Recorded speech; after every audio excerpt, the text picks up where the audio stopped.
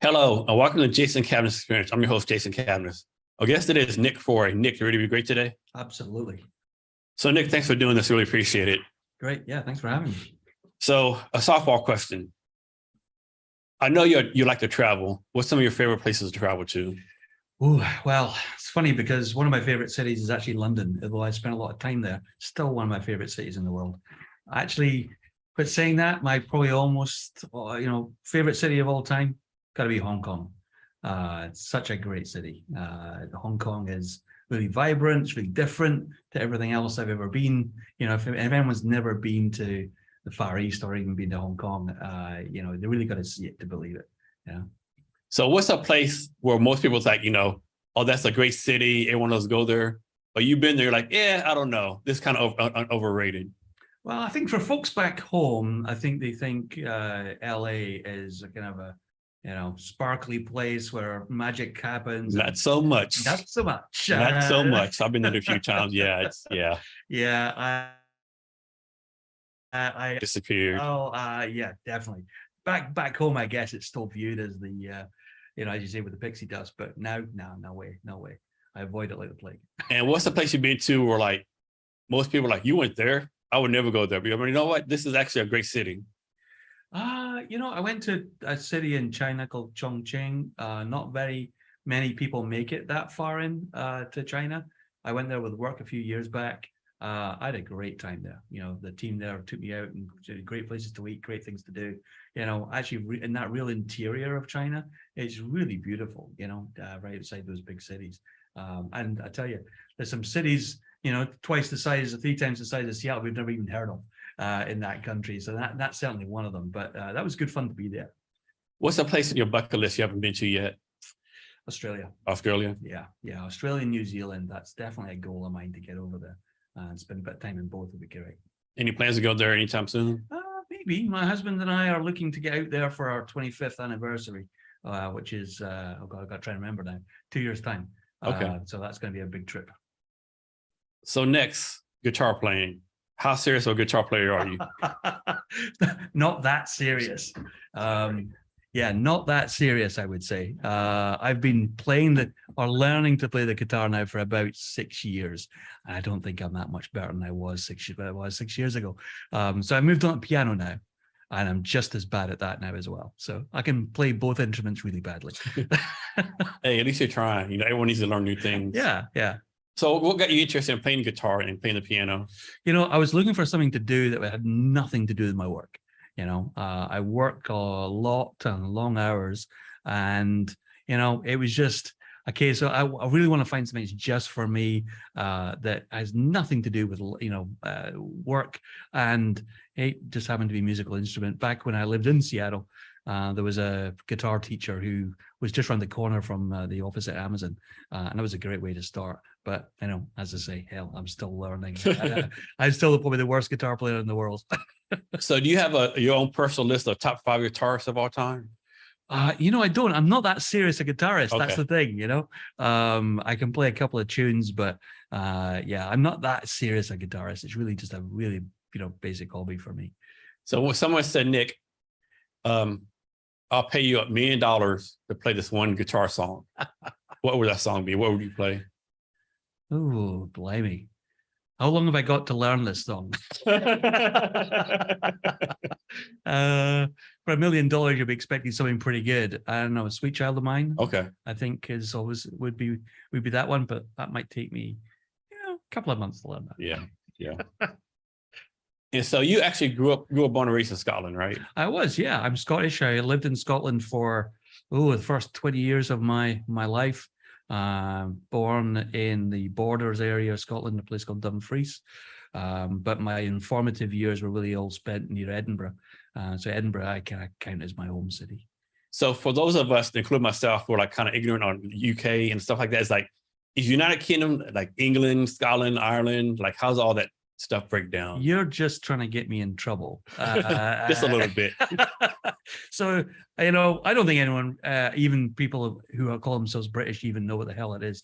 There's United Kingdom, there's Great Britain, there's the British Isles. They're all different, right? But when most people think of Great Britain, what we're really talking about is England, Scotland, Wales, and Northern Ireland. I forgot all about Wales. Everybody does, just that bit on the left. I'm sure there'll be a few Welsh people who comment on that, but Wales is a great place as well. Actually, I really like Wales. Spend quite a bit of time there, but yeah. So Scotland, north bit, Wales, west, and Northern Ireland just over the water. Okay. And when was the last time you've been there? I was in Scotland last year. Okay. So yeah, seeing family last year. So most of my family are still back. Still over there. Okay. Yeah. How often does your family come over here to visit you? Not that often. My parents are getting quite old and, decrepit, and they're not really, traveling quite as well these days. My sister comes out every 2 years. It's great to see her. And we always have a great time when she comes out. So, and Scotland is like really known for like one thing, and like really have like a great golf course. I think golf actually came from Scotland. I think. Yeah, well, I think China might disagree with that, but yeah, probably so. But they'll probably say that they invented whiskey as well. But everyone claims that too. So, but yeah, so Scotland golf courses, of course. Actually, my husband is from a village right near St. Andrews, which most Americans will say is St. Andrews home of golf. Right? Yeah, as a whole one word. But it's a beautiful course. I went for dinner there once, but I didn't play golf. So did you move to the States? Were you already married, or you got married over here? Yeah. So back in the day, of course, it was a civil partnership in the UK that we did, and then when we moved to the US. We got married in Seattle as soon as we could, really, once the laws changed. So yeah, we got married back in, now I'm really going to get myself in trouble now, a few years ago. So did y'all move to Seattle because like the looser or like laws like pretty more progressive in other places in the United States? It wasn't really part of the decision making, to be honest. It was all the work. I was working for Amazon at the time, just outside London. And had the opportunity to transfer to Seattle, so we took it. It was a biggest decision I think we'd ever made, and I would say probably the best decision we ever made, quite honestly. So nice. So I'm going way back in time, even past before you got married, I think. But tell me about your time at, I think you said the Glenmorangie Company. Oh, Glenmorangie, yeah. That's like a whiskey company. Company, okay. Yeah. Whiskey distillery. Worked way back. It's a long time ago now, 30 years ago, believe it or not. And I worked there. I was actually 16 when I first started working at Glenmorangie. So this is like one of your first real jobs? Yes. So a bit of a story there. My first job, I actually got fired. So there's just, I was there for 3 months. I was on a production line making video recorders. That's really aging me now, right? From what the hell a video recorder is. And I was on the production line, and after 3 months I got fired. The letter said because I was a disruptive influence on the production line was the official wording. So after that, I then went to work for Glenmorangie, and I was there for 6.5 years. So, they quite like the disruptive element, I think. Yeah. So what actually did you do there? Like, yeah, so my first job there, my first job was actually what they called the relief receptionist. So my job was to sit on reception when the receptionist went for our lunch, and I'd come in the morning, I'd make the coffee, wash the coffee mugs from the previous day, and part of my job was to walk up and down the yard with production plans from the production manager's office down to the production line and back again. And I'd do that 3-4 times a day. That was my job. I was 16, fresh out of school, first real job. I didn't know anything. I didn't know my arse from my elbow, right? I didn't know anything. So it was great that I had the opportunity to do it. But the reality was that, I started in the summer walking up and down this yard with these bits of paper backwards and forwards. And this is long before we had, computer systems and even email. And it was fine in the summer, but when it got to winter, suddenly it wasn't such a fun job anymore. And I suggested one day, hey, why don't you get 2 fax machines stick one in your production office and one on the end of the production line. You can send these things backwards and forwards all day. And they went, that's a really good idea, but what the hell are you going to do all day? Yeah. Damn it. Right. Yeah. So I moved into the blending team, blending whiskey, sniffing whiskey all day. It's great fun. I mean, I can imagine that'd be a dream job for a bunch of people. Oh man, I tell you, there's some days when I think, I wish I could just go back 30 years to go sniff whiskey all day. But there was a group of about 20 of us in the company who were, trained and approved to be kind of to nose the whiskey. Before every cask of whiskey goes into a vat, it has to be nosed by 2 people to make sure A, it's not off, but B, it's not exceptional and should be set aside. But for about 2 years at Glenmorangie, it was actually my job to do that. 6, 7 hours. And how old were you? I was 16 when I was doing this. When I started Glenmorangie, I was 16. I just turned 17 when I went into the blending team. Because I was all your friends had to be jealous of you. Well, the thing was, all the older people had to be jealous of you. The whole town had to be jealous of you. Well, the thing was, I was under the legal age to drink the whiskey, of course. So every 6 months, when we got our free bottles of whiskey, I had to get a letter from HR signed by my mum to say that I wouldn't drink it. Okay. So that's how I started at Glenmorangie. So that was my illustrious career. So what you were doing, though, is that kind of the same as when people do like wine tasting or wine sniffing kind of sort of thing? Similar, but faster. Okay. Because you might be sniffing a couple of 100 casks of whiskey at a time. So it's the similar, but very, very fast. And you have like clear your nose out some kind of way each time? Or? Yeah. You got to do that pretty often. You got to eat crackers. You got to drink some water to try and clear that out. But yeah, you do a couple of 100 in a row. So you got to be pretty quick at that. So it's not like tasting wine where you can sit there for 10 minutes and swirl it around and stick it up to your snout for a while. When in our job, you had to be pretty fast and you had to make some instant decisions. So what's some of your favorite? Now, is the proper term Scottish whiskey? Scotch whiskey. Scotch whiskey. You can call it Scottish whiskey. Whatever you want to call it, really. As long as you say double before it, nobody cares. Okay. And what's some of your favorite ones right now? Oh man, see, I'm still faithful to the old brand. Glenmorangie are doing some great whiskies at the moment. They're really, pretty experimental. And I still collect whiskey. I've got a pretty good collection of Glenmorangie whiskey and a few others as well. But I'll tell you what has surprised me over the last few years has been Japanese whiskey. Okay. Japanese whiskey is really this one I really like. I can't think of the name of it. It comes with like a kind of square funky bottle. It's like yellow. Yeah. Santori, I don't know. Oh, Santori? Yeah, I think that's it. Yeah, Santori, yeah. Yeah, I like that one. Yeah. There's some great whiskeys coming out of Japan, and actually some India whiskeys as well are pretty good. People back home are going to be, pretty mad with me now. But yeah, there's some really great whiskeys coming out from all over the place, to be honest. And even the US, even some bourbon, is pretty good to my taste now. So what is there a difference? I'm sure there's a difference between like Scotch whiskey and whiskey here in the United States. Yeah, well, yeah, exactly. One's got an E in it for a start. That's okay. Yeah, so I never even realized that. You just missed it. Yeah. So, but yeah, it's a similar process, but slightly different ingredients. Okay.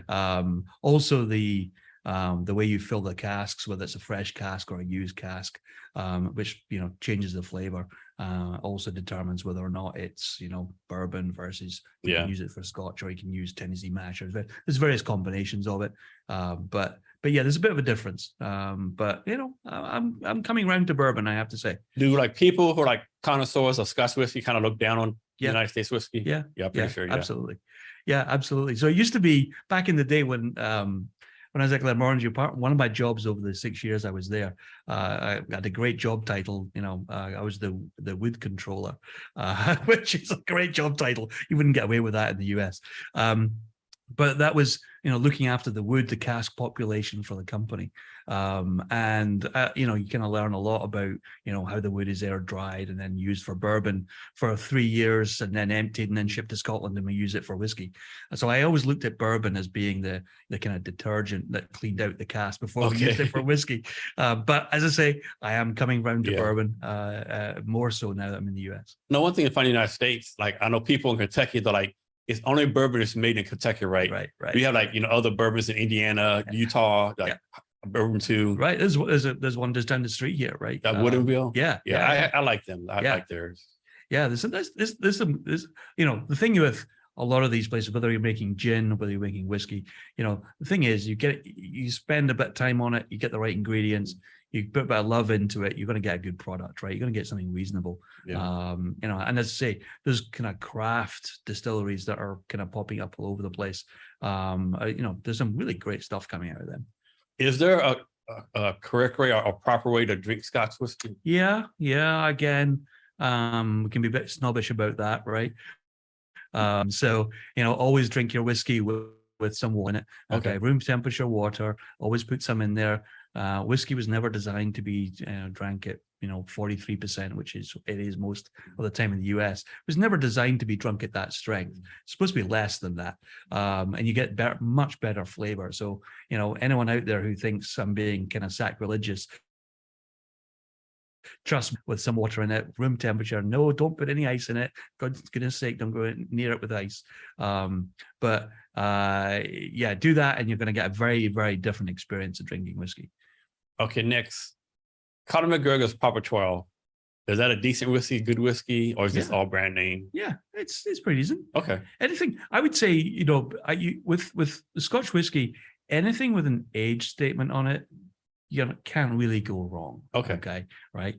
Things that don't have an age statement, what are they trying to hide? Right. Okay.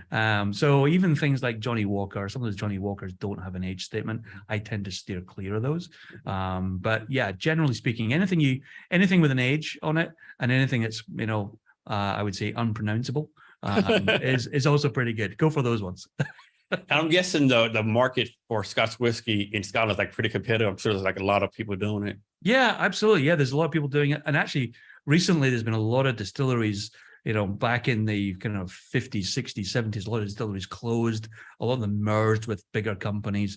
And what we're actually seeing over the last 10, 12 years is a lot of those distilleries actually opening back up again. So you're getting some of these great new craft distilleries coming from nowhere. And it's really good to see. Problem with whiskey, of course, is you can't call it Scotch whiskey for 3 years. It's got to be in a cask for 3 years. So what the hell do you do for the 3 years when you're waiting for this stuff to mature, right? And that's why a lot of people start making gin alongside whiskey, because gin, of course, you can distill and sell right away. You don't have to age it. So you get a lot of these distilleries start doing gin alongside the whiskey, and then after 3 years, they do their first release. 3 years is a bit young for whiskey, but you get a few more in. It's gonna be pretty good. So you made me think of something. This is a funny story. So my best friends, right, all life, right, we're in the army together. We've been friends since then. He was like a big gin drinker, right? Okay. His favorite gin was Bombay. Okay. You know why? Why? Because the bottle was blue. They were like, "Are you fucking kidding me right now, dude?" That's it. Yeah, he thought the bottle was blue. Yeah. There you go. Like, how long have we been doing this? Like 10, 15 years? Like, come on now. You're smarter than this. Okay. And you haven't moved off the blue bottle. Okay, fair enough. Find what you like. It was so hilarious. Yeah. Well, I find a lot of people say, "Oh, I don't like Scotch whiskey. I can't drink whiskey," And I always challenge people to say, well, it just means you haven't found the right one. Yeah. And I accept your challenge. So back to the England, UK, like, how do people go around? Like, is like trains going from place to place, public transportation? You have to take a boat. How do people get around? Yeah, trains pretty popular, although increasingly I would say unreliable and expensive actually. But most people drive. UK and England, Scotland, Wales, certainly all very, very drivable, right? Okay. Again, it's kind of weird coming to the US because in the US, we wouldn't think anything about driving hour and a half, 2 hours at weekend to go do something. In the UK, you would never, like 2 hours drive is like, oh my God, that's it's an expedition, right? Yeah. That needs a lot of planning. My family are always. Here, it's a one-day trip. Right, exactly. Yeah. 2 hours there, Charles is back. Right. No big deal. You don't think of it, right? I drive for an hour and 40 minutes from the office to the airport, right? And I don't think anything of it. Of course, back in the UK, that's as I say, a major expedition for folks. So, and it's kind of weird now seeing it from the US side.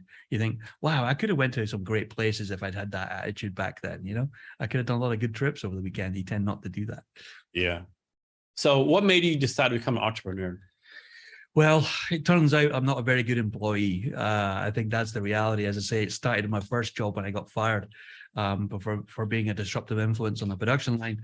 And, I think I'll kind of take this opportunity to, kind of apologize to previous bosses. I think I was a pretty poor employee. I just kind of challenge everything and want to do my own thing. I've been wanting to run my own company for quite a while, probably for like 10 or 15 years. But the reality was I had no idea what I was going to do. Was I going to sell stuff, make stuff, do stuff? I had no idea.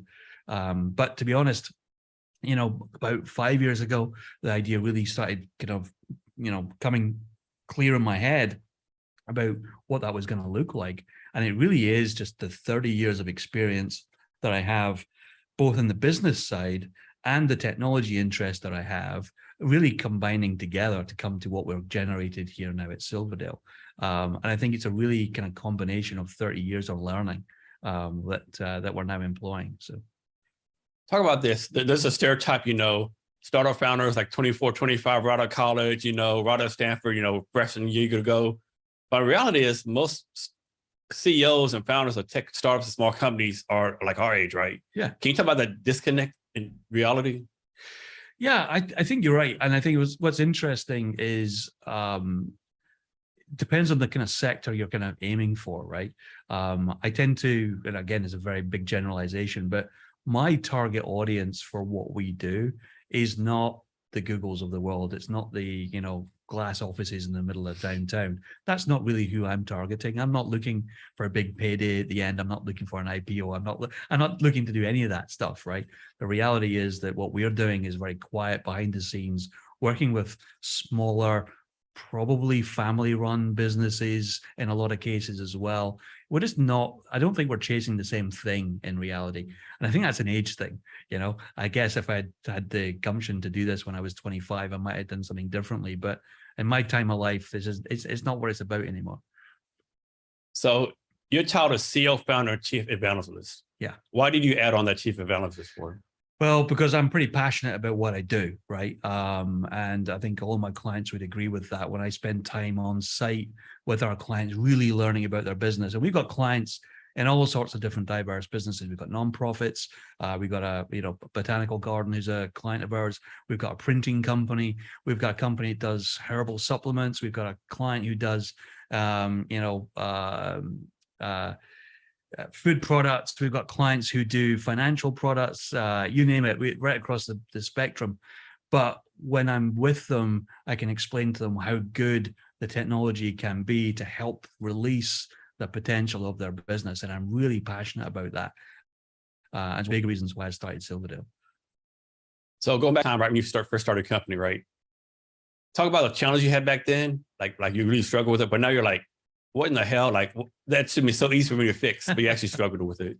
That's a great question. When I think back to the first days of Silverdale, which is 3.5 years ago now, I remember sitting in my shared office space and sitting in the office, looking at my computer screen, kind of day one of the company, going, okay. The phone, come on, phone, ring. What's going on? Why don't I have any business suddenly? So that for me, took a little bit while to learn that actually just getting a website and getting a name, getting a logo, and I spent a ton of time on that sort of nonsense, right? And getting all that right and the reality is nobody cares about the logo, right? Apart from me. Okay. And that's why actually we scrapped the logo after the first few months and we went with a very simple, just our name, right? And no more complicated than a line in between it. Because it took me a while to learn that, but hey, the only person who cares about the logo is me. So yeah, that's a very good point. I know a lot of people spend way too much time, to include myself, on the logo. Right? I was the same. Absolutely the same. I went through 3-4 different designs and working with a designer and branding and coloring and nobody cares apart from me. So how do y'all find your customers? Yeah. So finding customers, actually, what's really interesting recently, I don't know what's happened on our Google search results. I'm not an SEO person. Maybe somebody out there can get in touch about that. But recently, locally in the Seattle, Northern Washington area, we've been getting a lot of clients just proactively reaching out to us because of a search on local Odoo partners, which is what we are. So that's become, pretty big for us, actually. We've probably landed 6 clients just in the Seattle area in just the last couple of months. But your company's nationwide, right? You do stuff nationwide? Yeah. Oh, absolutely. Yeah. Yeah. We're nationwide. In fact, on Sunday, I'm heading off to Pennsylvania for a client. We've got to go live on Monday with them. Now So that's customer service. The actual CEO is going to take care of oh, this. absolutely. That's Yeah. customer service right Well, there. that's part of the chief evangelist, right? Is, you know, I liked, like, we've got 35 people in Silverdale now, right, in the company, but I'm still the person who goes out and does the day one go live, right? I'm still the person who goes out in advance of the go live to help the client walk through the processes and what it's going to look like. And it's really important for me. Again, the types of companies that we work with tend to be, I would say, between the 5 and 50 employee size. So you tend to find that I'm working directly with the CEO, the founder, the family member, the wife, the husband of the founder. That's the people I'm working with. And so what I find is, by being there on site, you really build that personal connection. And I think if you're really chasing that market, that size of customer, people buy from people. Oh yeah, right? definitely. They don't buy from businesses when you're like that, right?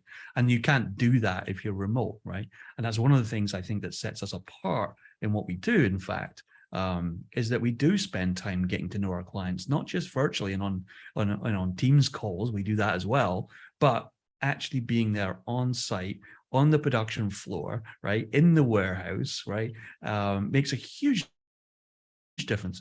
There's one for you. So idea of doing that. However, do you think you're still doing that yourself because you don't want to give it up yet? Yes, Okay. absolutely. Oh, without a doubt. I spend about half of my time traveling with and being in front of clients. Okay. Am I ready to give it up yet? No, definitely not. Right. Should I? Up for debate. Yeah, I would say up for debate. Yeah. And I would say, is there anyone you take along with you that you can like kind of start grooming to do that for you? We're absolutely starting to do that. In fact, this week we had another go live this week with a client in just north of Seattle. I didn't go this week. Actually, Erin, who is part of my team, she actually went up there, and actually she and I had a good conversation today. She actually said to me, "Hey, I really enjoyed it, and now I can see exactly why you do this." Right. And I've learned so much about the client by being on site and being in the coalface. Just learned so much by doing it. I mean, really Zoom is fine, but man, there's nothing like being in person. Right? Oh man, I tell you, when we God, we couldn't have started the company at the worst time, best time, because we started Silverdale, and then 6 months after we started the company, of course, we didn't have any clients back then either, right? Lockdown happened, and we weren't traveling anywhere, right? So we didn't have a choice but to figure out how to do it remotely, right? And for the first year and a half, I would say we just weren't traveling to clients. One, it was lockdown, but two, then clients were obviously very nervous about people coming in, and then traveling was such a pain, So for the first, I'd say probably the first year and a half, we had to figure out how you do this remotely. And what was really interesting about that is when I look back on the first year and a half of the company versus, I would say, the last year and a half of Silverdale, what a difference, right? Again, this personal, in-person, face-to-face, actually on the production floor, looking at the product, looking at the process. What a difference it's made to our implementations. And I'll be honest, we lost a couple of clients in the first year and a half, right? Because, doing it remotely just was not the best way to do it, right? It was not the optimum way to do it. And we made some mistakes back then. But now we're face to face with clients again. I think we've definitely had that kind of hockey stick of performance just simply by being on site. I just don't know any other way of doing it, right? Apart from being there. And you have like 34, 35 people working for you? Yeah. Most of our people are based in Pakistan, which is where our development center is. It's where we base our QA development and also our business analysts. Most of them are based in Islamabad, but we also have an office we just opened this year in Mexico City.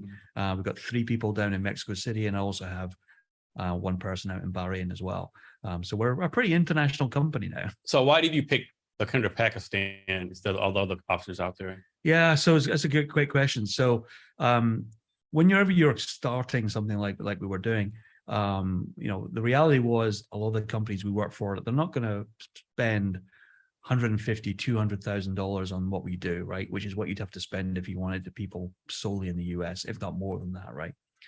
So we had to find a way of kind of balancing the on-site stuff that we've talked about, but also making sure we get good value for money by having kind of offshore resources. So why Pakistan? Well, because I knew someone in Pakistan that I knew and trusted. Okay, that I'd worked with. That's a big reason, dude. It was number one reason, quite frankly, right? Because there's no way I could have done that.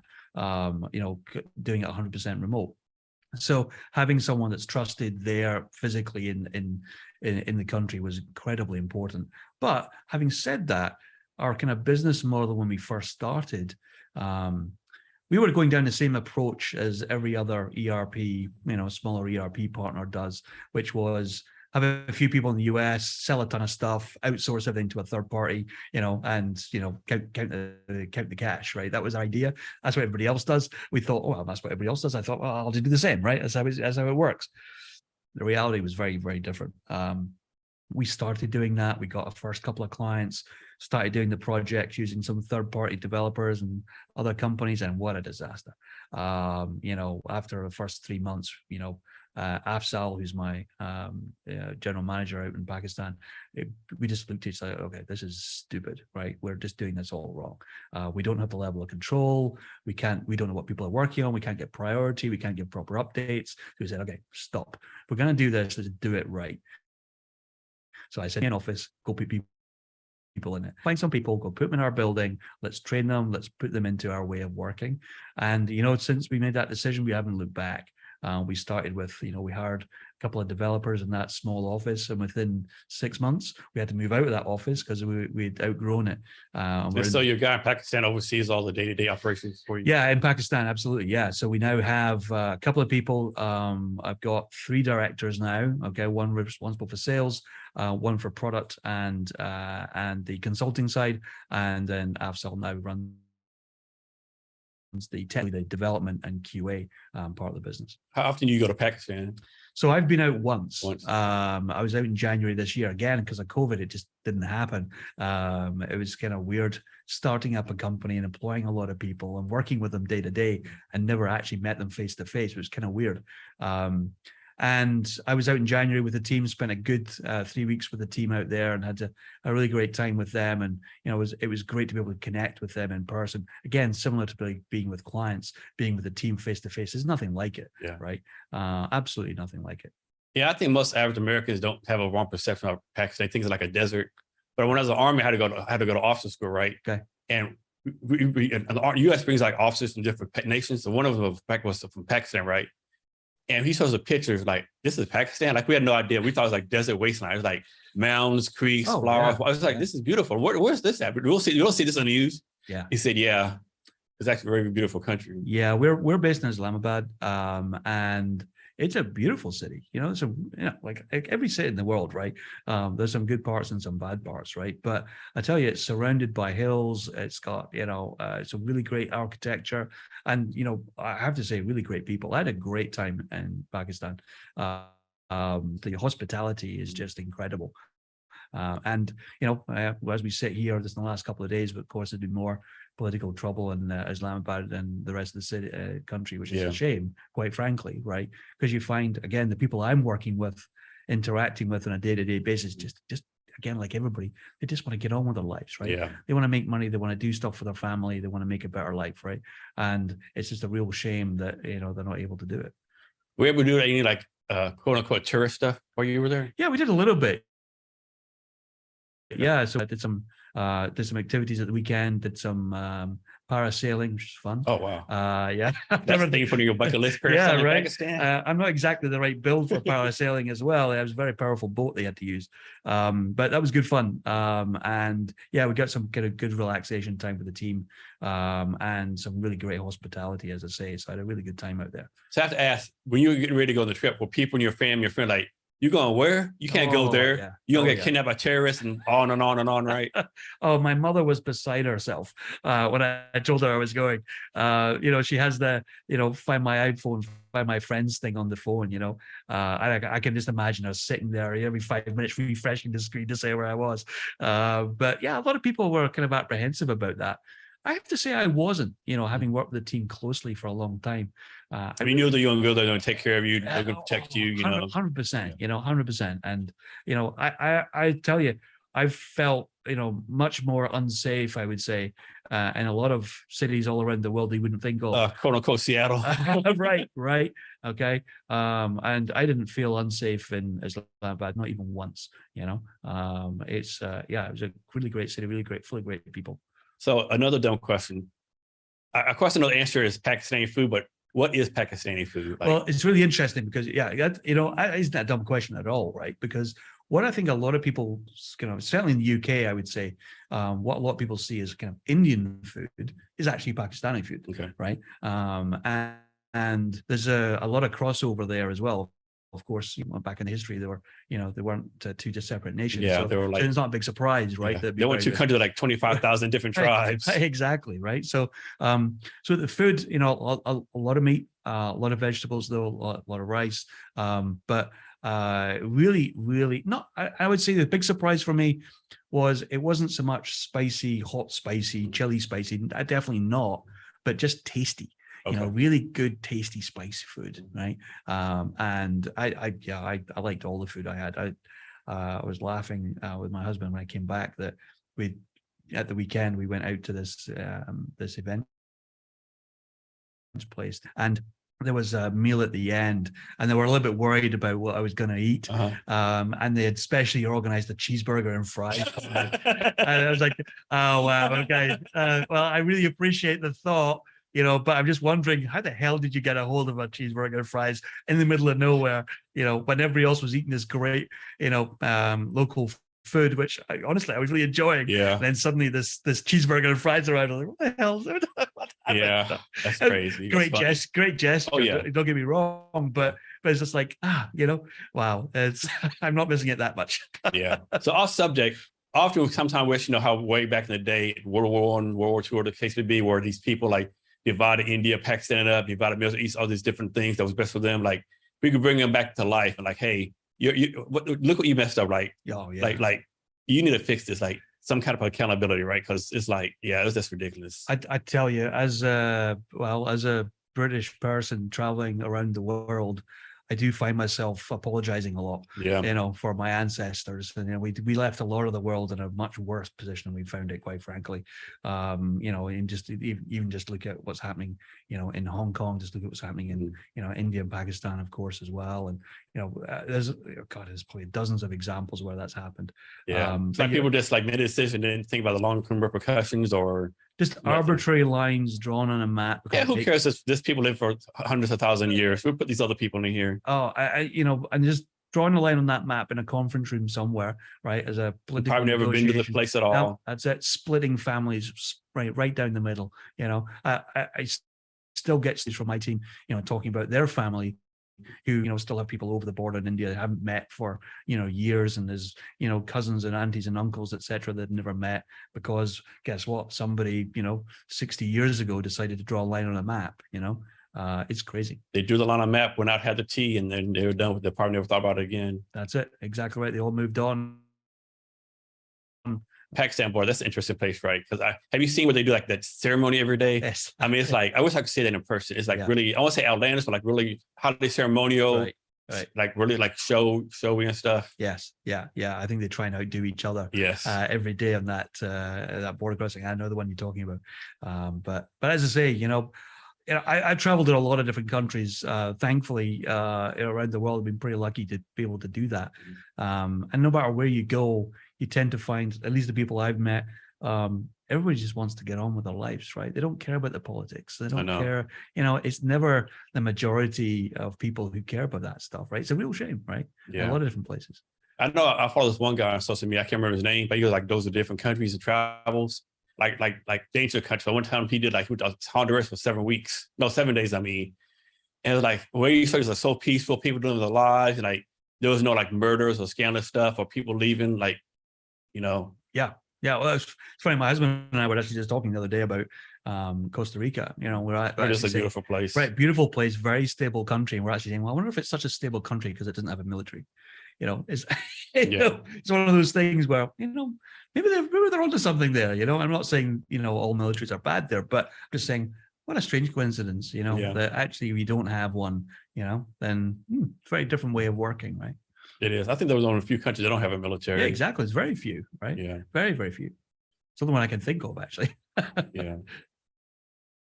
So I found this somewhere. It says, adjusting your company to properly deal with digital transformation doesn't mean just preparing for new technology. Yeah. Can you talk about that? Yeah, absolutely. I'm gonna get one of your donuts too. Oh yeah, go for it. Yeah, yeah. Yeah, so what we're really talking about there is really the project work that we do. We talk about ERP, right? Most people in our industry don't even know what the hell an ERP is. We're just talking about all the business systems that you can use to manage all parts of your business. Now, what mistake people tend to make is that they assume it's a technology project. That's the problem, right? So they give that type of project to their head of IT or their computer person if they're a smaller company, and they think that that's good enough, right? It's just like installing, Office 365 or Outlook on someone's desktop, right? They see it as an IT project, and that is one of the biggest mistakes because it's not about the technology. The reality is, whether you're doing Odoo, whether you're doing SAP, whether you're doing Oracle, guess what? Someone spent a lot of time, effort, and money building the technology already. That is not the job here that you're trying to do. What you're actually trying to do is get the people and the processes to work with the technology. And that's actually where all the hard work is, right? It's never the technology is never the problem. It's the process and the people that are always the problem. So how do you convince a company like to change the process to make it better? A lot of people, I've done this for 20 years. I'm profitable enough. How do you make them change their mind? Well, one of the ways we do that is, so one of our ways of working is making sure we keep people in the standard system as much as we can. And part of that is about showing them the benefit of doing exactly that. A lot of the companies we go to have got proprietary systems that they've been building for the last 10, 15, even 20 years, right? And the reality is they're stuck on them, right? They can't get off them because, the developer who developed it is now retired or gone somewhere and they can't find someone to maintain the damn thing, right? So a lot of the times that's what we're up against, right? And so what we do for our clients is say, look, implement this as standard as possible. And guess what? In 2 years' time, I'm going to come back and I'm going to upgrade you to the next version for free. Now, I can only do that if I keep you in the standard solution, right? If you're going to start changing this, changing that, changing the other, right, then I can't upgrade you in 2 years' time because you're going to be too customized, right? And there's so many companies out there that have ended up in that position, right, where it's just too expensive to upgrade, too expensive to move off it. And that's a real shame because, again, part of our philosophy as a company, and again, it's part of my 30 years of doing this, the reality is 80% of what a company does is no different to the company next door and the one across the street, right? You buy stuff, you sell stuff, okay? You send invoices, you pay your vendor bills, you want a P&L, and you want a balance sheet. Guess what? So does everybody else, okay? So if those things aren't really distinguishing you as a company, and the reality is they probably aren't, right? Don't focus on that stuff, right? Just do it the standard way, do it our way, okay? Get through all that. And then guess what? Now we can focus on the 20% of your business, right? That really stands you apart from your competition. The stuff that makes you you, okay? Don't focus on the format of the P&L report. Why do you care, right? Okay, get off that, right? Get the standard one done, and then let's come back and talk about the 20% that makes you unique, and it's going to make you stand out amongst your competition. I've found too many people, right? Even founders, CEOs of companies that want to tinker with things that are completely irrelevant, right? And spend time, effort, money. And guess what? There's companies out there that will do that and take your money, right? But you'll get no benefit at the end of it. So you go to a company, in your experience, has it been, I'll bring it like there's a senior leadership of the company to include CEO, and there's people actually doing the work. Yeah. Have you found one of them was like more apt to change or one was more resistant to change? That's a really good question. And I would say it's actually, sometimes it's the senior people who are much more reluctant, okay? What's interesting is initially, it might appear that the folks actually doing the work are much more resistant, okay? But when you get under the skin of that, what I've found is it's not that they're resistant to change. Okay. It's not that they're saying, oh, I've always done it like that. That's not the case. What it tends to be is, I'm far too busy to change. Okay. I'm far too busy working the old way. I can't even conceive of this new way that you're talking about. Yeah. And they're like, only way I can do this if I get paid overtime. CEO's like, I'm not paying no one in overtime. Figure out in the 40-hour work week. It doesn't work like that. Right. It doesn't work like that. Right. And so when you actually spend time with people at their, workspace, watching what they're doing, and then showing them, hey, what about if we did it this way? What do you think? Right. And when you actually spend time really learning with them and engaging with them, then, pretty quickly they'll push you out the way and want to try it themselves, right? And that's the best position for us to get into, right? Is getting people in a position where they want this change to happen to them, right? And be involved in that. When we engage with a client, not unusual for it to start at that C-level, right? They're the people who make the first call. They're the people we talk to right out of the gate. But again, it's another reason why we like to get on site. The first thing we start with is, show me what you do, right? Where's the work happen, right? No, what do you really do? Exactly. Where's the work happen? What's the true problem? I know what the paper says. I know your boss thinks you do, but what do you really do? Oh yeah. And that's always show me all the shortcuts. Oh, absolutely. That's always enlightening. We try and move very quickly to engaging with the people who do the work, right? There's the old adage says, you're going to change me, involve me, right? And that's one of the things we try and get to very, very quickly, is the people who are actually going to have to do the thing in the different way have to be involved as early as possible. You'd be surprised, I had one implementation right back in the early days of Silverdale where I turned up for the first day of go live, went down to the warehouse shop floor, went to the receiving station, and said to the guy, and I said, great, are you ready for day one of Odoo? And he looked at me as if I had three heads and like, what is Odoo? And I'm like, oh my goodness, what have I walked into here, right? What's happened here? And again, because it got stuck, the communication got stuck, the change got stuck, and it was really that middle management, not through malice, right? But that middle management, that kind of concrete middle that we just hadn't broken through. And that was, again, a big learning for us, that we have to engage with the users as quickly, early as possible, right? And involve them as early as possible, because they're the ones who really know how it works. You speak to a CEO, it's like, oh, that only happens once every couple of months. Then you speak to the person who does it, it's, oh my God, that happens all the time, right? Every day I have to do this. It's a bane of my existence. I say, just because he doesn't see it, it's because I'm fixing it right? Every day. And so, yeah, you've really got to get under the skin of the thing. And you can only do that, again, if you can engage with people on a one-to-one basis at their workspace, right? You pull somebody off a production floor, right? Or out a call center, you stick them in a conference room, you put PowerPoint up on the screen and you say, what do you think of the new system? They're all going to go, it looks all right, right? Okay. That doesn't do anything for you, right? What good's that, right? You're taking somebody out of their, their environment, which they actually are going to have to use the damn thing, right? You're taking them out of that comfortable environment, putting them in an environment as alien, and you're asking them to make decisions on what it's going to look like. It's silly, right? When you really think about it, it's a bonkers way to do it, right? It is. Instead of going to the shop floor and standing next to the person at the machine, right, who's got the piece of paper, no, go to the machine. Let me show you my iPad. Hey, look at what you're doing on that piece of paper. Hey, look at how you could do this on an iPad. What do you think, right? Okay, doing that and engaging with people that way and getting their ideas and input. It doesn't mean that we're going to change it based on the input of the user, right? And that's what a lot of middle managers are really concerned about, right? Is, oh my God, they don't really know the process. They're going to change things. That's not how it's supposed to get done, right? But the reality is, this is how things are actually done, right? And that's where we've got to engage. So when you go visit a client, like how many days do you stay there? So next week I'm traveling Sunday because the go live is 8 a.m. Monday. I'll be there 4 days. I'll be flying back Thursday night. So generally speaking, it's about 4 days is what I try and do. Try and cut down the traveling, but at least be home and try and stay married at least for a bit longer.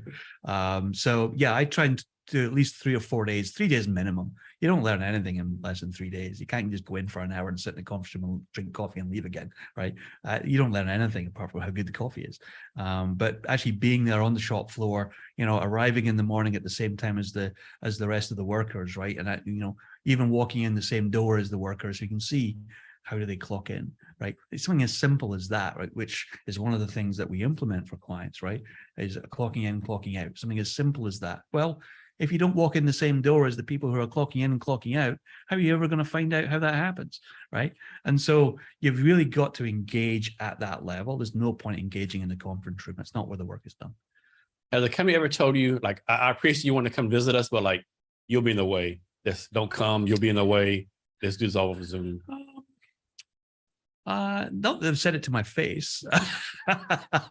No, not that they've said it to my face, at least. I don't think so. I would say that when I'm on site with a client, I try and embed myself as much as I can. Like I will be on the shop floor and I'll put boxes on a pallet and I'll stick labels on a pallet and I'll go and help them to label up the locations and get the barcoding going and all that sort of stuff. I'll roll my sleeves up. I don't wear sleeves very often, but I can do all that, and I will do all that. Okay, again, to really just build that relationship and that rapport with the people that I'm going to need on site to actually make the thing happen.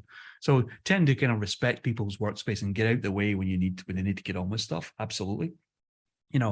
Good example of that is, part of our ways of working as a company, even on our conference calls, for example, we never do conference calls for 30 minutes.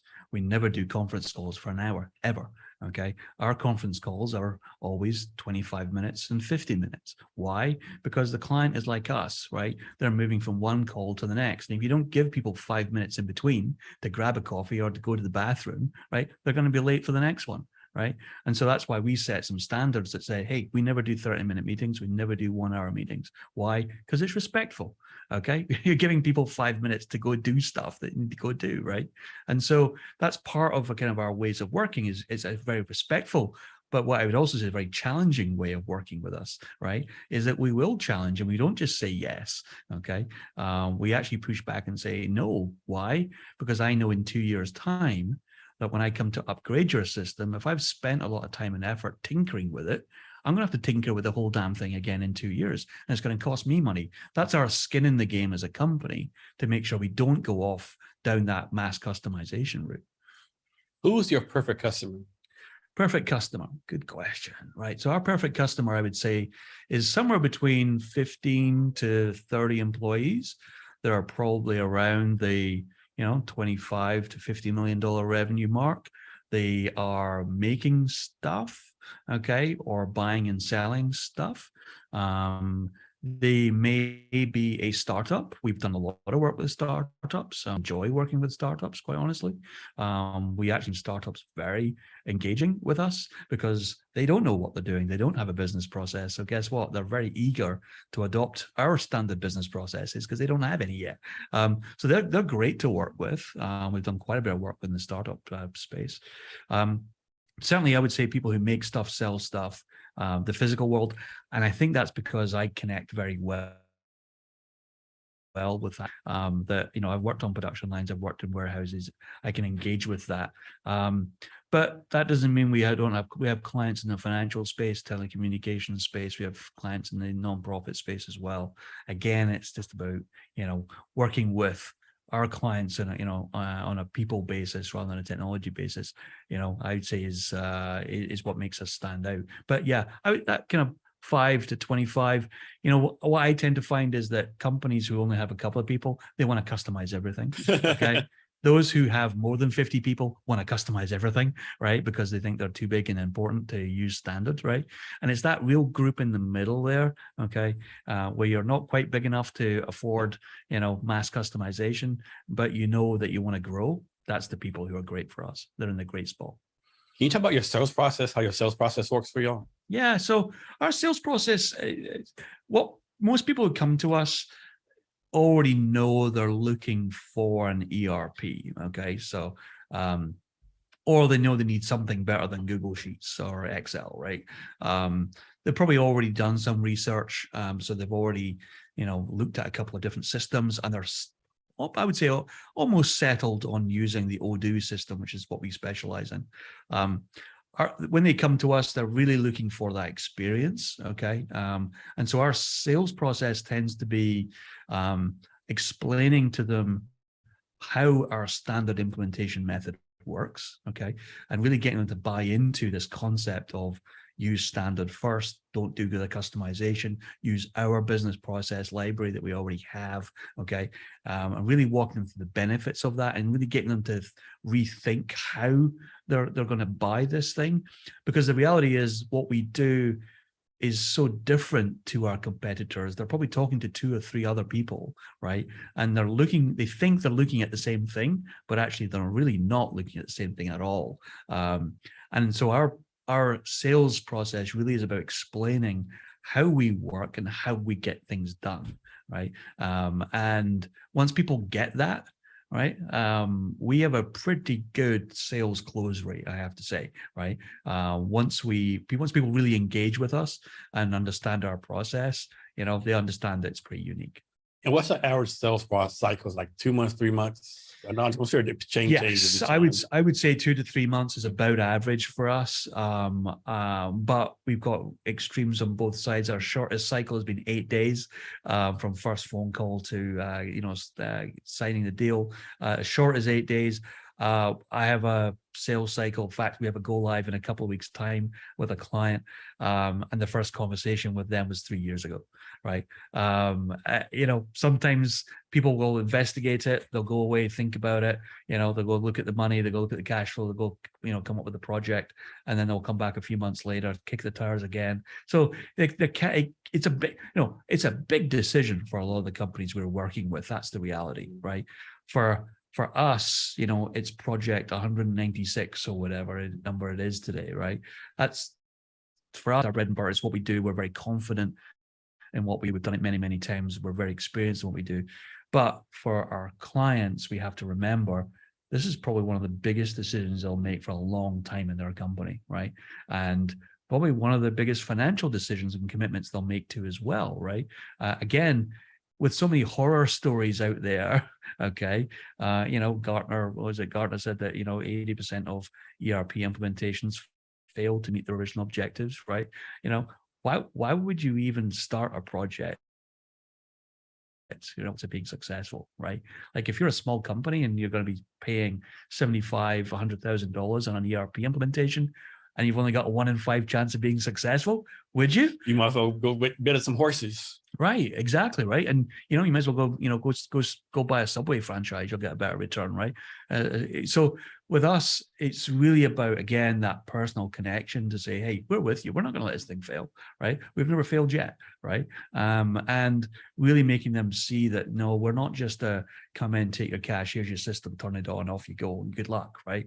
That's not what we do. We approach every client as if we're going to be with them for the next 20 years, which means we do the right thing, even when that means we have to go back and say, oops, we shouldn't have gone down that route. We need to go down this other route.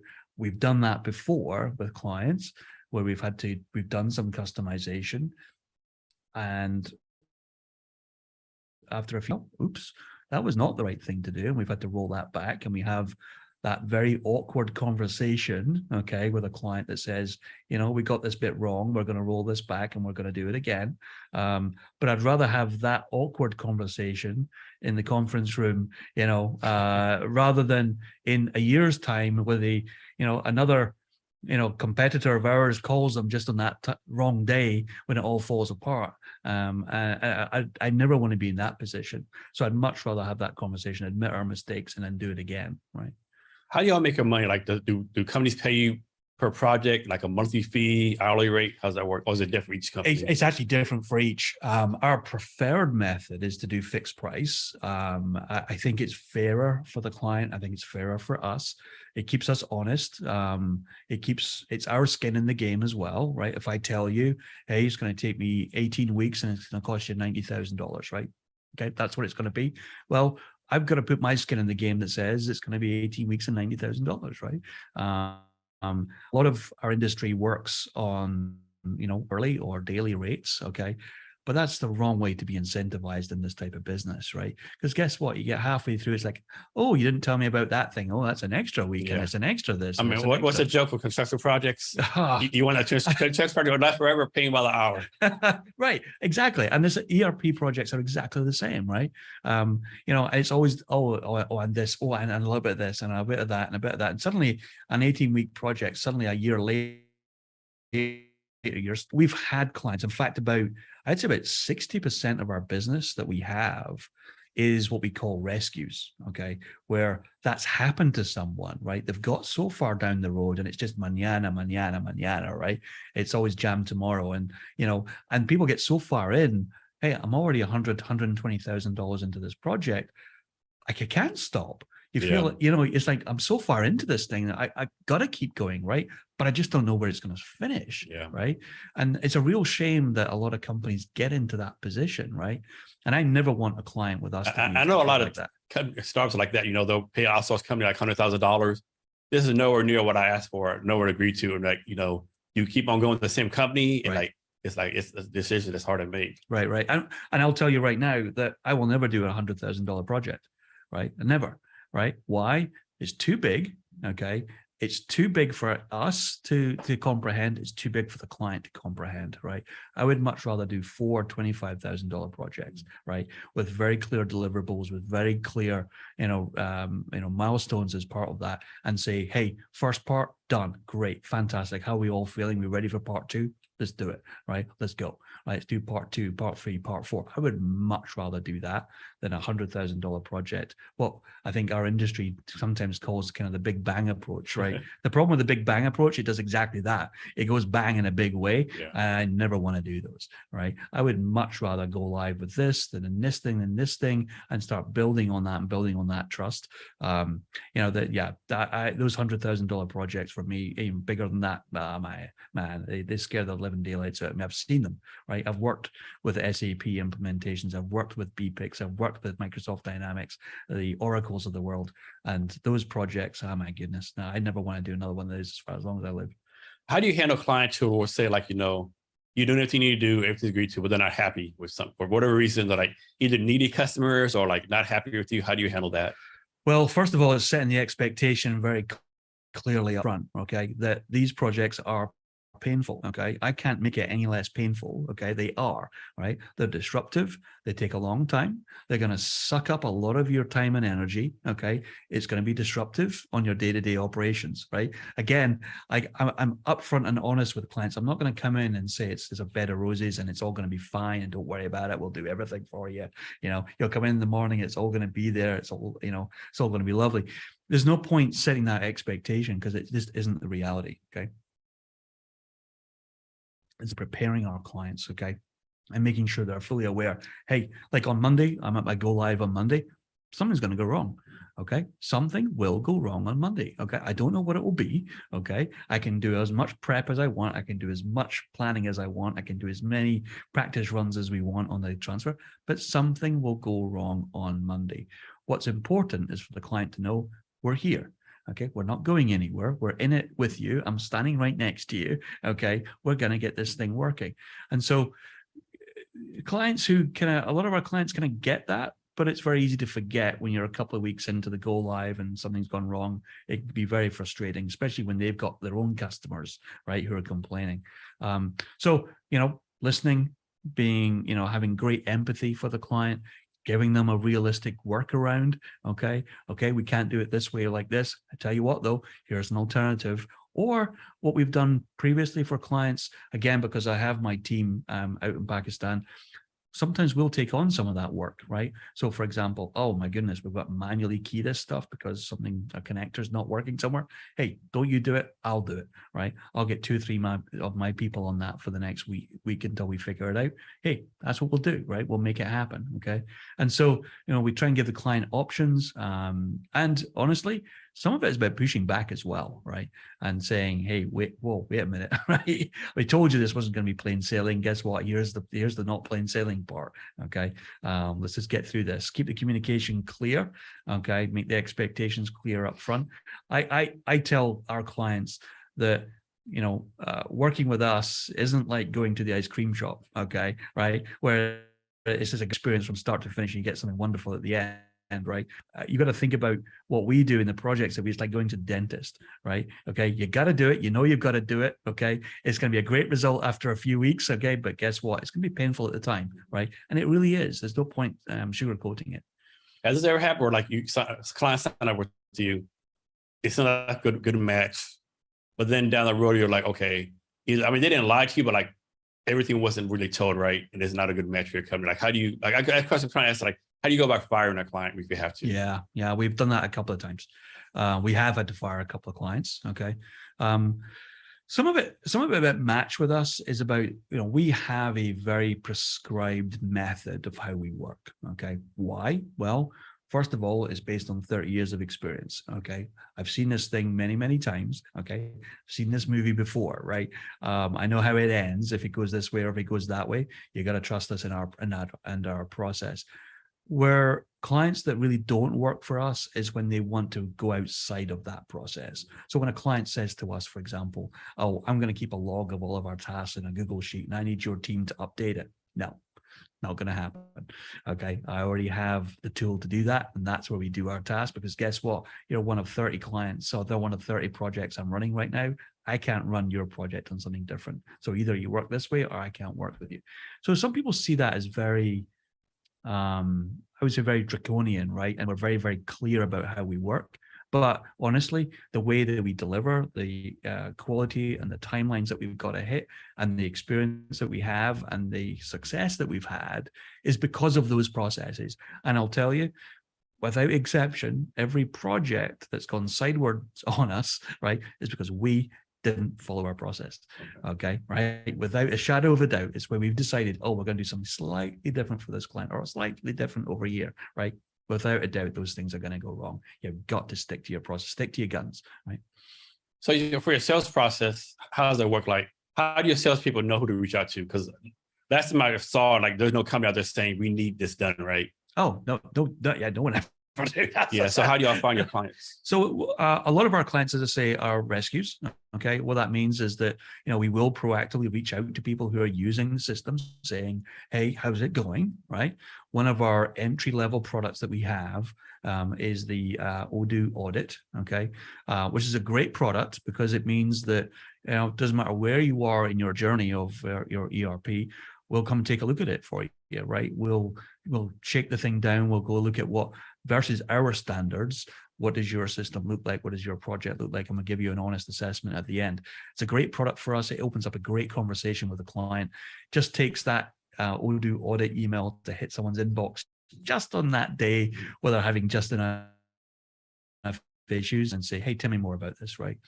I can only think of one instance in the last 3 years where we've done an audit and then not won the client after the audit, right? So an audit for us is very much an entry-level product, but it gives the client, something really tangible to say, okay, this is where I am. I know where I am is not good, but I just don't really know what it looks like right now. I don't know how to get out of here, right? Our audit is a really great way of doing that. It's a very small piece of work for us. In reality, it takes us about a week to 10 days to turn this thing around. It's very affordable. It's only $2,000. It's fixed price, right? It's very clear deliverable. And it's for our clients, it's a really great way of them getting that kind of roadmap of what they need to do next. What is it called Odoo? What is the Odoo process? Yeah, so the Odoo product is the core ERP system that's built that is already pre-built. Okay, you can go to, and it's something y'all built yourself. It's like something everyone else uses too. Yeah, well, that's another good point. So one of our tenets as a company is we use the tools we sell. Okay, right. So we use Odoo. Odoo has a suite of different applications within it, right? One of them is CRM. Okay. Now, I would be a complete hypocrite, right, if I go out and used Salesforce, for example, right, to run my opportunities and pipeline. Why the hell would I do that, right? What a complete hypocrite I would be. I'd be a complete hypocrite if I used some other planning software when I've got Odoo. I'd be a complete hypocrite if I used QuickBooks instead of using Odoo accounting, right? So we use the tools we sell, okay? And if it's not good enough for us, then it's not good enough for our clients, and it's our job to fix it, okay? And so we spent a lot of time, all right? And I tell clients, if you went out to odoo.com and you went and signed up to that in your company, if you're a manufacturing company, you did it today, it's going to be about 70% ready out of the box. Okay. And for your company, because guess what? It's trying to be all things to all people, right? Thousands of companies around the world run on Odoo, right? So it's impossible for Odoo to make it, exactly fit every single industry. So we tend to think about 70% ready out of the box. The 30% is really what we add. Okay, it's making it usable in your industry. Okay, and we have a standard set of modules that we've built that sit on top of Odoo, because guess what? We've heard the same thing from many clients many times. So, you know, unlike our competitors, we don't charge every client for that unique development every time. Guess what? We build it once, okay, and then we offer it to all of our clients, right? It means it's much more affordable and it's easy to upgrade, okay? That gets you to about 90%, all right? It gets you from standard Silverdale modules that we call them. And then there's that 10%, that's the customization part. And again, we wouldn't even touch that for the first 3 months. We really want people using standard. So Odoo out of the box, great system. You know, I had big plans originally that we were going to do the same thing, and we're going to do, you know, be ERP system agnostic as a company. But the reality is, you know, Odoo is such a great flexible system. I haven't found an industry or a circumstance that it hasn't been applicable. And you have to pay money to use the system, like yes, a license fee or something. Yeah. So as I mean, do you as a company have to pay to use the Odoo system? Yes, we do. Yeah, absolutely. So we pay just like everybody else. Okay. So we have an Odoo instance, and we pay our license fee just like our clients do, right? We also pay to be an Odoo partner. Okay, we are an official Odoo partner, and we pay to be part of that program. Odoo pass us leads that they think are appropriate for our, you know, location and experience. We got some great leads from them, and we always appreciate getting those. But as I say, most of our business, in fact, is coming from folks who've tried to do it either themselves or with another partner, and eventually find their way to us. Is there any industry out there that would not be a match for what you do? I haven't found one yet. Okay. You know, I haven't found one yet. As I say, our client base is really diverse, from a botanical garden that does memberships and garden entry and sells plants, okay, and manages their plant database in the system. There's one end of the scale. We've got manufacturing companies doing printing. We've got a cell phone refurbishment company. We've got an auction business that uses Odoo.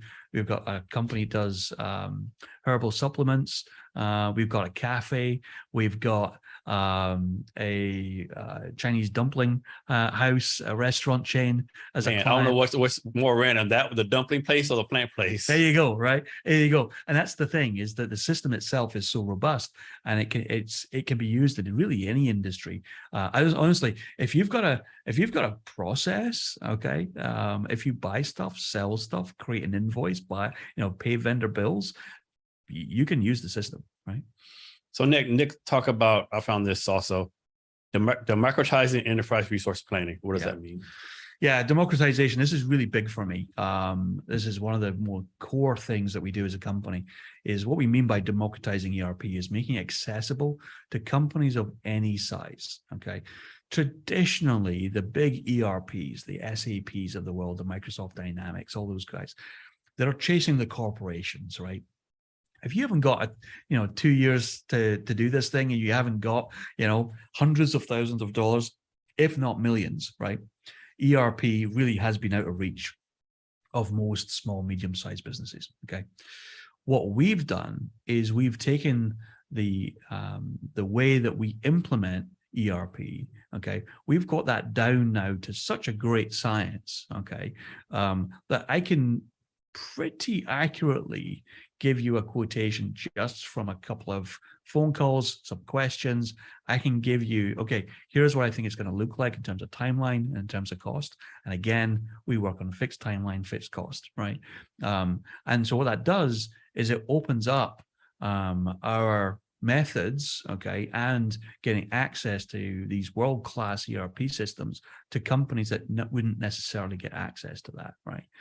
So just the other week there, I was over in Ohio on a client go live, okay, fairly small company, mom and pop business, been around for 30 years. They're never going to be able to afford an SAP or a Microsoft Dynamics, right?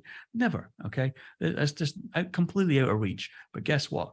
What we do and the way we do it is very much accessible to them. That's what we really mean by democratizing. It also means what we focus on is a very repeatable and predictable way of doing what we do.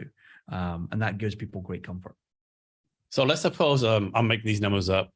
You did a client for, like, we'll say $80,000 Yep. delivery in like 6 months, right? Yep. What happened like through the fall of the company?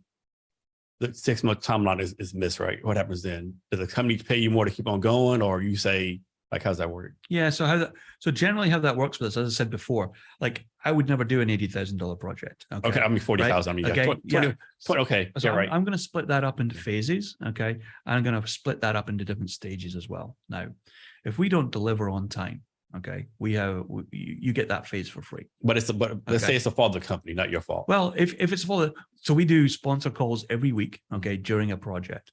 And we're very clear with the client as to what do we need from you, right? And what you're going to get from us. And those calls, if something's not going well, that is brought up. And we have to be very. That's the pushback comes in. Oh, 100%. Yeah, 100%. Like you're going to be open and honest in these conversations because quite frankly, the alternative isn't worth thinking about, right? Because what happens, you get like 6 to 8 weeks into a project and now there's a problem. Wait a minute, right? I asked you for this in week 1 and I don't have it in 2. Guess what? It's going to affect week 3. All right. You have to realize that, okay, this has an impact. Again, part of our democratizing ERP is about having what we call our Silverdale implementation method. It's a very prescribed way of doing things in a very set order, okay? And it really does rely on certain things happening at certain times. And when those things don't happen, don't be surprised that the timeline is going to slip. So as long as people understand the consequences of that, and we make it very clear, like, hey, by Friday, I need your master data template for products, for example, right? You don't send it me till the Wednesday after. Guess what? Now I can't hit the Friday milestone. Okay. Perfect. So that really open, clear, concise, crisp communication with client to say, this is what I need. This is when I need it. This is why I need it. Okay. Do you have any questions about this? Can I help you with the template? Can I help you with this in any way, shape, or form? If not, I look forward to getting it on Friday. So for the data, of course, you're probably the CEO is signing up with y'all, but is there some position that y'all prefer to work with on a day-to-day basis that does all this stuff? Like what's that position title? Yeah, it's a good question. A lot of the people we work with will be like, it depends on what type of company it is, but a lot of times we're working with planning managers, production manager, production supervisor, warehouse supervisor, someone who's running the shop, for example, we work with on a day-to-day basis. That tends to be the types of people we're working with on a day-to-day basis. Yes, we are always talking to the CEO. Yes, we're always talking to the C-level people on the sponsor call. But it's really that probably 2-3 levels down that we're really interacting with on every day. And you'll be considered a tech company, correct? Some people would classify us as a tech company. Okay. I would not classify us as a technology company. I would rather think about us more as a consulting company. Okay. That happens to do tech. Okay. Right. I would say we're very much more of a business process, change management, and technology in that order. Okay. So you're based in Silverdale. Yep. Which is like an hour away from Seattle with all the tech stuff. Why base your company in Silverdale? Because I don't know many. I'm sure there are some tech companies some companies in Silverdale. Yep. But why Silverdale versus a big where everything's happening in Seattle? Well, honestly, most of our team is remote, so I don't really have need to have the corporate office as such. Now, our corporate office is a small blue building that used to be a house. It's a little bungalow that we have. That's our office. We don't need anything bigger than that, quite frankly. We're a modest company, right? We don't splash our cash around. We're the same as our clients in that respect. We're also, I would classify ourselves as a small company, exactly the sort of people our clients are. So we're careful with our money. So I'm not going to, rent an office space in the center of Seattle when I can be in Silverdale, and it's 22 minutes commute to my house. So great reason. So next, Nick, talk about the importance of fixing problems for the long term. Oh yeah. This is one of the things we see quite frequently is fixing the symptom rather than the root cause, and not really getting to the root cause of these problems. We've fallen into that trap ourselves a few times of really not going through and asking why enough times, being the 5-year-old, okay, going why, just doing that helps us to really get to the root cause of stuff. There's nothing worse than thinking we fix something 3 weeks later, the same help ticket comes through again and again and again. It's frustrating for the client. God, it's frustrating for us too, quite frankly, right? And if we don't get to the root cause of that stuff and really have that open, honest conversation about, hey, what's really causing this? And as always, doing the right thing for the long term, right? Again, one of our brand promises as a company, right, is if I do your Odoo implementation, okay? So if you came to me and said, hey, I want you to do our implementation, fantastic. Part of the deal, okay, of us doing your implementation, in 2 years' time, I'm going to upgrade you to the latest Odoo version for free, okay? All right? And I'm going to keep doing that, right, for the next 20 years, right? Why can I do that? And how on earth can that be profitable for us? Well, the reality is that by doing that, it means that when I'm making decisions today about what to customize and what to tinker with, right, I know in 2 years' time, we're going to have to come back and fix it, right? So if I don't do it right now, I'm not going to have the time and money to do it right later. So guess what? Do it right now. Okay. So with you being the CEO of your company, being married, being a part-time guitar, piano player, and I'm sure you're doing other things, how do you do your calendar? Like, how do you break your calendar down on a weekly basis? Ah, man. Right now we're extremely busy, we are working with a lot of clients. We're working with a client right now in Dubai. That's involving some very early morning starts to meet with that client. So my working week tends to be Monday to Friday, 5 a.m. Till about 6 p.m. Most days. That's how it works. Evenings are pretty sacrosanct for me. Good few hours at home with the husband and with the dog. I'm pretty set on that, especially when I'm not traveling. When I'm traveling, I'm with clients like literally 12, 13 hours a day. Why? Because I want to maximize the time that I've got with them. It's really precious. But when I'm at home, I'm at home, and I try and make the most. I try. Don't work For people to have, honestly. Yeah. So what part of your time is spent traveling? So I probably spend half of my time at client sites. Depends whether it's a local client that's commutable for me. That's great. That's a real luxury for me, quite frankly. But most of the time I'm traveling. I go out on Sunday, back on the Thursday night or the Friday, and I'm doing that, at least 2 weeks a month. So with all those travel and everything else you're doing, how do you make sure you take care of yourself? Yeah, so I always go for a walk every morning. I always do my mobility exercises in the morning without a doubt. You've got to do that. You've got to not. It's very tempting when you're traveling. Hey, you go down to the hotel bar, you have a couple of drinks, you have the cheeseburger, right? It's really tempting to do that, but the reality is you can't continue to do that every single week. Whenever you're with a client, of course, clients like to be hospitable. They like to take you for dinner. They like to take you for a few drinks. But, I always say to my clients as well, hey, let's do it once. Okay. Okay. Let's do the hospitality thing. But you know something? When I'm there all week with you, you don't need to entertain me every evening. Okay. Guess what? You've got a family as well, right? You've got a life outside of your workplace. Go focus on that. I will see you in the office tomorrow morning. I don't need to be entertained in the evening. So I do try and push back on clients when that happens. When you go to those different cities, do you try to carve out time during the week to go do tourist stuff, so to speak? Yeah, quite frequently what I'll try and do is plan my trips. If I'm away for 2 weeks, I'll try and plan that so that I do have the weekend somewhere. And I will try and do something. So yeah, I'll make sure I'm somewhere interesting. Let's face it, my type of travel and the types of clients we work in, I'm not downtown. I'm not in the glass office, right? I tend to be in the middle of nowhere in an industrial estate, with all the puddles and the grit roads and everything else. I'm not in the center of town, right? I'm in the Hampton Inn somewhere, right? Like a lot of people. So, but if I'm there over a weekend, I will actually travel somewhere and go do something, go see something, go for a walk or something like that. I'll try and make a point of it. So far from your experience, talk about some of the pros and cons of having your own company. Well, certainly I would say the pros is what I would say flexibility, okay, the ability to make your own decisions, be kind of master of your own destiny. If you're like me in that respect, right, that you want to really have that level of control, you certainly get that. But what I would also say, though, don't be any delusion about you have a lot of freedom, okay? Because actually your client then becomes your boss. That's what I've found. I've worked for big companies before. I've worked in teams before. I've had a manager before, right? Those poor people. Now I think back on it. And you're really swapping the manager and the supervisor. You're swapping that out for your client. And the reality is you have a lot more bosses. That's right. So you have 30 bosses. That's right. Exactly right. I know some people, almost my own company, I'm my own boss. Dude, you have it all wrong. Yeah. You might have so many bosses. 100% agree with that. I 100% agree with that. Yeah. I see every single one of my clients is really my boss. Right.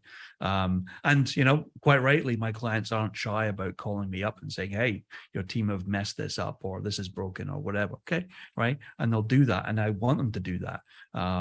But yeah, I think certainly, don't be in any delusion about that level of kind of freedom that you get, right? You are swapping one boss for 30, as I say in my case. But what I'd also say as well is one of the things I have a very big sense of is legacy, actually. And that might sound kind of grand for the sort of work that we do, but my 30 years of experience, one advantage of having, the gray beard and the 30 years under my belt here is that now I'm working with folks who are maybe fresh out of college or, are a couple of years into their career.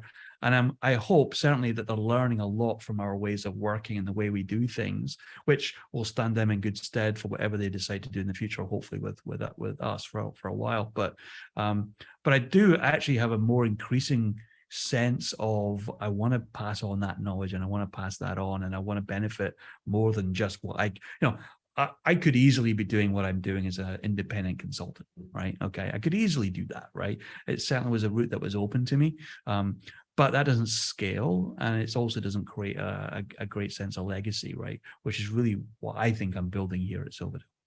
So this question probably come out wrong, but I'm presuming you have like different generations of the workforce working for you. Yep. You find you have to speak or deal with different generations differently? Oh, absolutely. Okay. Yeah, no, absolutely. I'm always kind of surprised at how variable, in fact, those conversations need to be, right? I would say with the younger generation in our workforce, and I'm talking about people literally fresh out of college, right? We've got our entry-level position in our company is designed for people fresh out of college. And you tend to have to be very direct, okay? You have to be very direct, very specific, okay, on what you're looking for, what format, and when you need it by.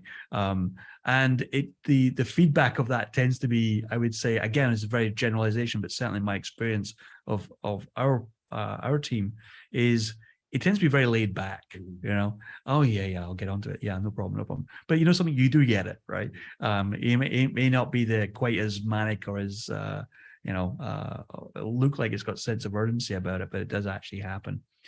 With our more mature members of the team, tends to be much more coaching, a lot more mentoring, a lot more suggesting, hey, why don't you have a think about this? Or, why don't you look at an alternative way of doing this thing? Tends to be much more, oh yeah, that's a good idea. I hadn't thought of it that way. Okay, off I go. Off they go and think about it and do it more. So I tend to find that I have to adapt my message. I tend to be quite blunt and demanding with most of my people, quite honestly. And yeah, I sometimes I get it right, and a lot of the time I'm sure I get it wrong. But it's great that you know that, though, because I know some of your bosses, it's one size fit all. They treat everyone the same, right? And you got to treat people differently. You got to meet them where they're at, so to speak. Yeah, absolutely. And I everybody in our culture, they're all motivated in different ways as well, right? So you got to learn that pretty quickly if you want to get things done. From your point of view, what makes someone a good entrepreneur? I'm not sure there is a kind of a mold for that, right? I think, again, you can be a good entrepreneur, I think, at any age as well. This is certainly not an age-related thing, although we always hear the stories about the 23-year-olds or 25-year-olds, doing this, out of college or whatever. Yeah, but, they take their daddy's $1 million they got as a graduation gift or start a company. Exactly, right? Good for them, right? Yeah, if anyone's out there who has that, let me know, okay? I need a couple of those. But I don't know if there is a mold as such. I think as long as you've got to be resilient, though, right? You've got to be tenacious. You've got to be resilient. You've got to be. It's kind of a contradiction here, but you've also got to be pretty flexible.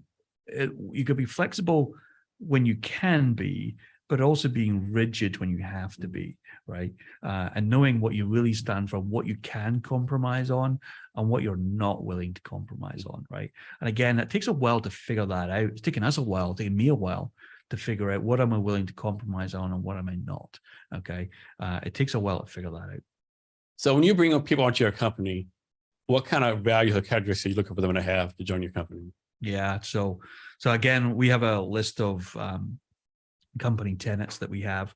Being a good ex-Amazon employee, they have their leadership principles. I borrowed some of that. Our tenets aren't the same as Amazon's ones. Some of them are similar, but not the same.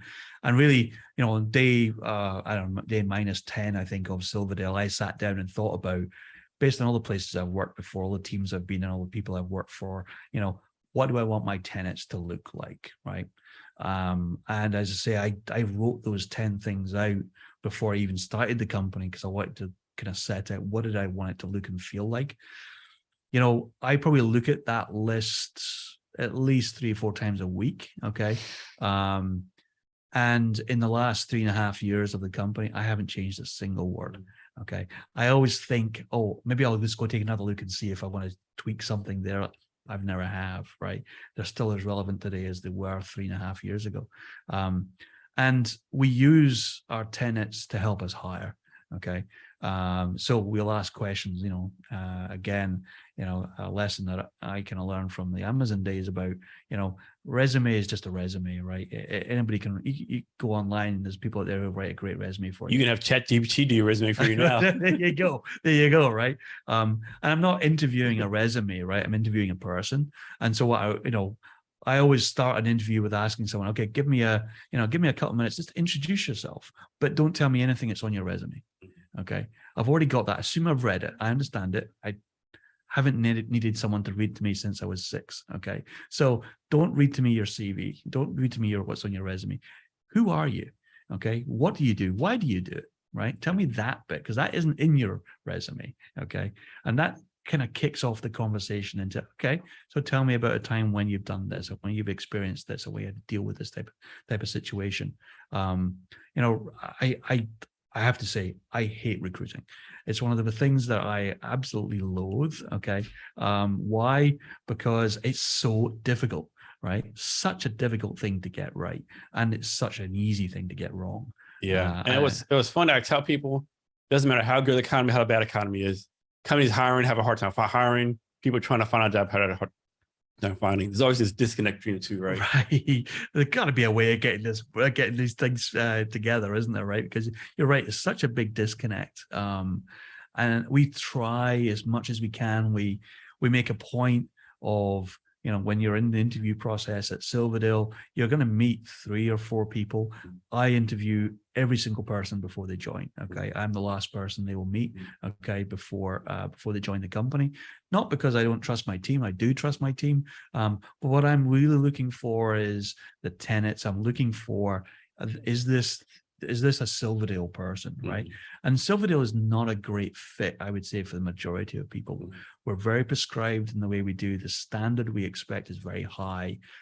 People who come to us from some of our, people we see as our competitors, don't do so well, okay? Because they're used to, this is how we do things. This is how the industry works. Well, yeah, it's not how we work, and people really struggle with that. And we do a very, I I think a good structured interview process. We give people notes before they come to interviews to say, hey, here's how we're going to structure our questions. We have it on in fact, it's on our blog, on our website that says, hey, are you sure you want to work at Silverdale? If you do, read this first, right? Yeah. And we tell people, here's the sorts of questions you're going to be asked. Here's the structure we're looking for in your answer, right? It's not a cheat sheet or anything. It's saying, hey, I want to get the best out of you. I really need to understand, are you a great fit for Silverdale? And you need to understand, are we a great fit for you? Okay. So meeting 3 or 4 of us is really important as part of that process. But also the other thing that we do, which I don't think is that common, is if you say you were joining our company as a business analyst, for example, like I'm going to set up a call with a business analyst who we just hired, right? So you're going to speak, not for an interview, okay? It's not an interview. It's more for you to ask our current business analyst who might be with us for a few months ahead of you. Go ask them what's it really like, okay? Right? What was your first 30 days like? What's it like at the ground, at the coal face, right? They can speak to me, they can speak to my HR manager as much as they want, but they've got to speak to people who are going to do the thing that they're doing, right? And ask those types of questions. I don't think that's very common. Yeah, I know one question I like to ask when I'm doing interviews is like, tell me something you're proud of that's not on your resume. Like, that's a good question. Yeah, what you know, on the resume, because some that's more personal, right? Like maybe they're like, they were in the Eagle Scouts, or maybe they did the president student government, something that wouldn't be on the resume, you know. That's a good question. I'm more of that. Yes. Yes. So you talk about your company some already, but can you go in more detail about like how the company got started, where you're focused right now, and what your big dream vision for it is moving forward? Yeah, absolutely. So where the company really started from. So as I say, I worked for Amazon a few years ago, left Amazon, went to a specialist logistics company for a few years. And then I went to work for a startup for a while. We did the implementation there, and it's been a little while since I've done one of those ERP implementations, and I did one and it was horrible. I hated it, and I remembered all the things I hated about ERP implementations. It all came flooding back like a bad memory. And what that really got me thinking about was, if I was doing this, how would I do this well? What does good look like in this space? And then it really started percolating around, wait a minute, I've done, a dozen ERP implementations in the past. I know what good looks like and I know what bad looks like. I bet I could build something that makes it really good. And that's really where it came from. It's like, wait a minute. If I target the companies where I have good experience, manufacturing, logistics, warehousing, etc., if I target that kind of industry in the way that I would want to implement this, I can make this work. And that's really where Silverdale came from. I would say, very lucky, okay, because day one of Silverdale, the startup I was with, they were client number one. They actually stayed with me as I started my new journey, which was great, right? Having that first customer on day one was a real blessing, quite frankly. And it gave us some runway to really figure out, who we were and what we wanted to do. As I said earlier, we started off the same as everybody else. We were outsourcing development, and that was a disaster. And after 3 months, we gave up on it. And then really what it came down to was getting much more structure around how we work and how we get things done. That's when we started the Silverdale implementation method. We call it SIM. And it really is our very prescribed step-by-step way of implementing an ERP. Okay. So like if you came to me tomorrow and said, hey, I want to implement an ERP, I'm not starting from scratch from a blank piece of paper, right? You do one of these projects, guess what? First thing most of the consultant companies will do is say, okay, let's start mapping out your business processes. Okay. You go to a lot of these companies like, okay, what's that? What's one of those? Okay. How does that work then? Right. And then you spend weeks or months mapping these damn things out. And guess what? You end up with the same mess you're in today, right? Because you're just telling me exactly what you do, right? You're not telling me what it should look like. So we started building our own business, what we call a business process library. So we've got about 200 standard business processes now, which if you do this thing, it's going to work in standard Odoo, right? And if you do this process in a specific way. And so that's one of the reasons why we're so good in the startup space, okay, is because a lot of these startups who are maybe 3, 4, 5 months in, maybe they've got round one under their belt, and now they're under a bit of pressure, okay, to actually manage a business. Okay, oh my God, what's accounts payable, right? What does that mean, right? And they're not focused on that, right? They're focused on the product. They're focused on the thing that they're there to do, right? But they've got all this going on in the background. They don't know what to do with it, right? So for startups, we're really great for that, because we come in and say, you know something, boom, there's your 200 business processes there. Okay, that's how you run a business. Do those things in that order, in that way. Okay, and guess what? You don't need to worry about AP. You don't have to worry about AR. You don't have to worry about managing a sales pipeline. It's all there. There's your business process. Okay, just do that thing. Okay, in that way, and you can go focus on this stuff. So that's one of the things that really sets us apart, is that we don't come in and say, okay, what business processes do you have, or let's build them. We don't do that.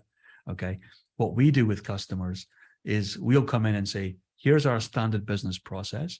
Here's how it works in the standard Odoo system. Why can't you do that? Okay, so we don't ask, what do you do and how do you do it? We ask, why can't you do it like this? Give me a really good reason why you can't do it this way. Okay, if you can't come up with a reason, guess what? That's what you're doing. Let's do it that way. And like, what's the vision for the company?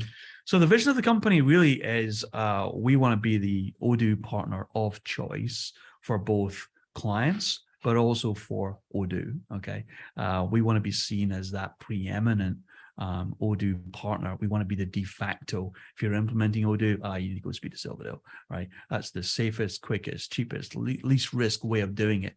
Is these guys, okay? And we want to be synonymous with this industry. We want to take it over. So, has this ever happened? I'm sure if it did, you worded it better than this. But you ever went to like do it live with your company, right? And you're like, after 3 days, 2 days, you're like, oh my God, how are they even in business? They say they're profitable, but I don't believe it, right? Like, what is going on here? This is just complete madness. Yes, quite frequently, in fact, right? Quite frequently that happens, okay? When you come into a business and you ask that question, right? How do you manage your aged receivables, for example? And they look at you as if you just, talked in Martian or something, and you're like, okay, well, how do you know how much money people owe you? Like, well, I don't know. You send invoices, and at some point the money arrives, and and you're right. It's in my head, I'm going, oh my God, how do you even do this, right? And so it does happen, right? You go into a warehouse and you go, great, how do you find stuff? Oh yeah, Bob, he's been here 30 years. He knows exactly where everything is. Yeah, okay, good old Bob, right? So what happened to Bobby? Eventually one day retired. Right. Bob's, ERP in his head, disappears. Or he gets mad at you and just quits, or, whatever the case may be. That's it. Exactly. And one of the things is, I challenge clients on this fact.